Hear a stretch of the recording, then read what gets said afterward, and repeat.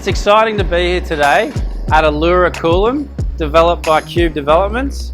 We're excited to be a part of this. After a slow start, we're now in full swing with a great deal of activity on site. The first kitchens are going in, which is a great milestone to be achieved. Starts bringing the internal of the house to life. Also, stage one, the scaffold is coming down, revealing those great facades on all those houses.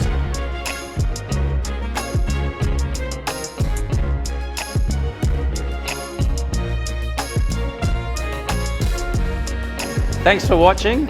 I'll see you in a couple of months. We'll do another update then.